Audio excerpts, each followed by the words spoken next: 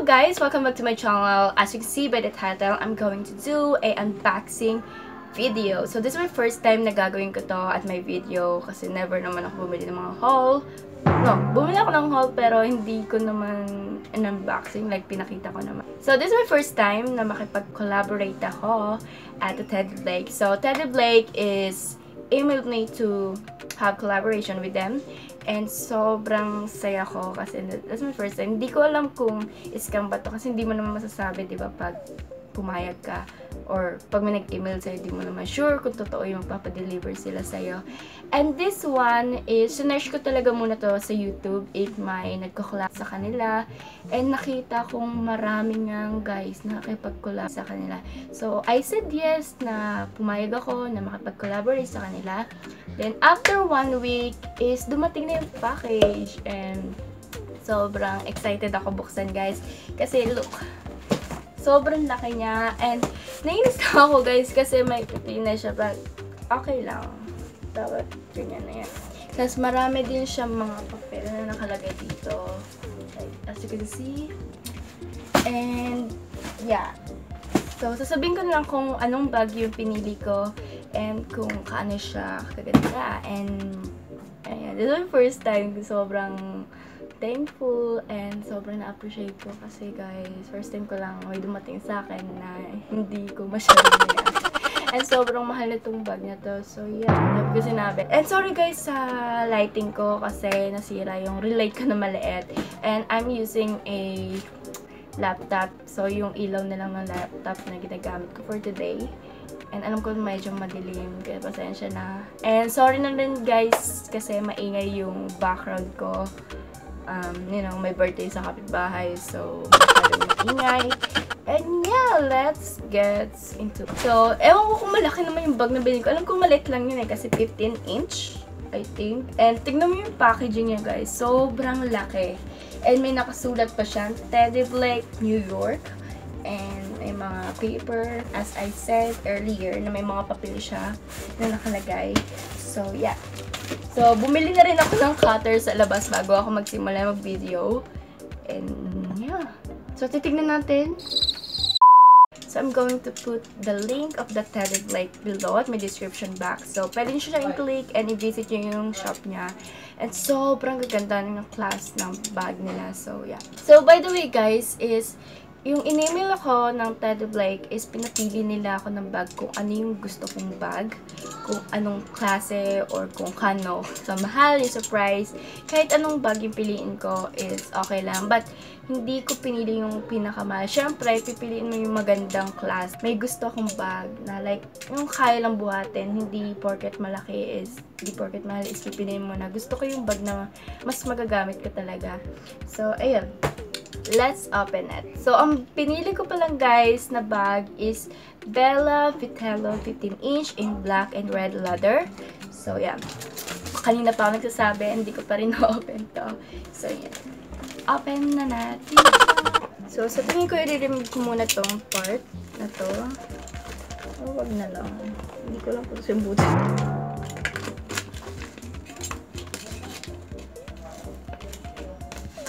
So, tanggalin muna natin yung paper niya.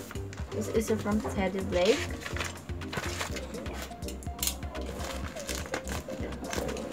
Yee! So excited! So, hiwa ko pala yung pagsulog.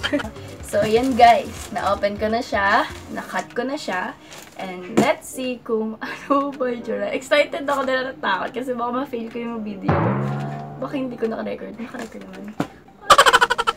So, yeah, let's see what is inside. Ang hirap, bes. Ang hirap. Wait lang. Yan. Ang hirap talaga, wait. Dun, dun. So, this is the packaging. As you can see, ang laki, guys.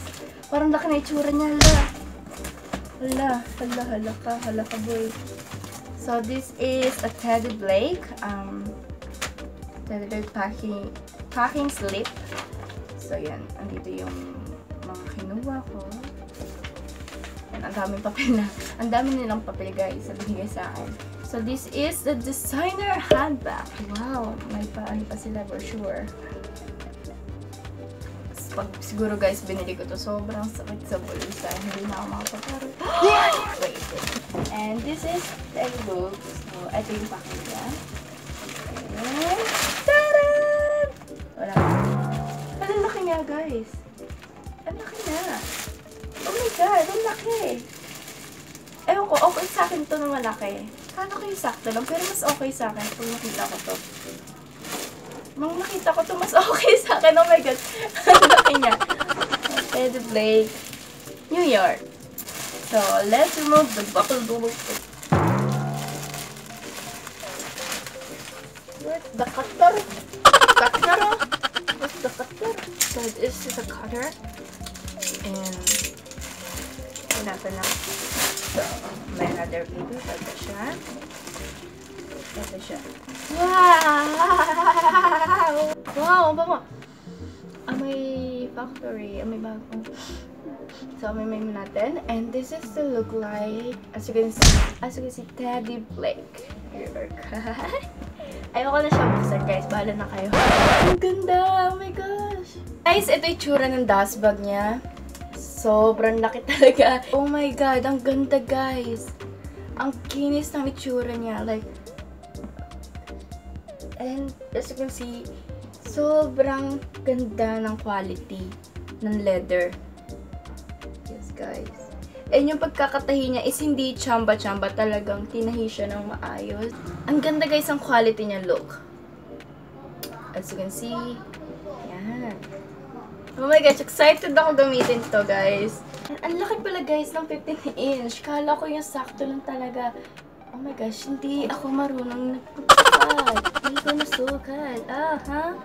So, yeah, ang ganda-ganda, guys. Look. Sobrang soft ng leather niya, guys. And black ang pinili ko kasi, guys, pwede siya i-forma kahit sa ang outfit nyo. Kasi pag pumili siguro ako ng mga, like, maroon. Type ko yung maroon na colors, but hindi ko alam kung ano ipapartner kong damit. Kasi nga guys, you know, hindi naman ako masyadong maarte. Hindi naman ako masyadong formal sa damit. So, yan.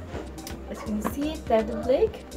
Paulit-ulit ako. So, yun guys nga, may strap siya dito. And gusto ko yung mga gold hardware niya kasi, you know, pag nagbabag kayo, syempre, mas parang, mas pansinin pag gold yung design ng bag nyo. And yeah. Pag gold yung design ng bag niya. And mas nakakaganda yun guys ng itsura ng bag. Ang ingin ng mga kapitbahay namin. Sobrang soft. Sorry. And kulay red din yung pinili ko at inside. Kasi sobrang bango niya. Hindi ko alam kung anong gamit niya ng tela, but alam ko na sobrang high quality ng tela na to. Ewan ko, ramdam ko lang. Hindi siya manipis guys eh. Makapal siyang tela. And as I said, na may dalawang compartment siya sa gilid, pwede nyong ilagay dito yung mga important na gamit nyo like wallet, phone, or etc. And dito naman sa labas, alam niyo na sobrang open niya. So pwede nyong ilagay lang yung mga like payong, makeup, or kahit ano na hindi masyadong na-attract sa mata na ibang tao na pwedeng hindi. So, yun nga. And ang laki guys, pwede nyo ilagay kahit ano dito. Pwede nyo na siyang, you know, sobrang convenient niya. Ayan. As you can see, hindi ko mapakita na maayos sa inyo kasi madilim guys. Try nga natin guys, ilagay itong strap na to dito sa ko anong tawag. Di ko kaya mag-review ng bag, guys. This is my first time na magre-review ako ng bag and para akong baliw.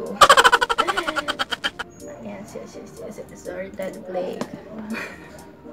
Ganda. So, papakita ko na lang sa inyo, guys, kung ano magiging itsura. So, ganyan yung itsura niya. Sobrang laki niya, guys. As in, ang laki niya. And, kaya pala, guys, pwede mo pala siyang ganitohin. Like, look. Diba, may pang ano siya. So, gaganyan mo lang pala siya. Yun! Pak! Dito naman sa kabila. Pak. So, yan. Look more. Ano na siya? Okay. So, close na siya. And, as you can see, ang laki niya, guys. Oo, parang, ang laki niya lang talaga sa akin. So guys, if you want to know kung magkano tong Bella Vitello 15-inch black and red leather, this is $429 or equivalent ng 21,930 pesos. Sobrang ganda guys ang quality ng paghawak ko pa lang. Kasi guys, makikita nyo talaga paghawak nyo pa lang yung soft and yung ganda ng leather and yung ganda ng tela na ginamit dito sa bag na to. And guys, if you want to have what's in my bag video na pwede kong gawin, just comment down below and give it thumbs up for this video and pwede kong gawin yan.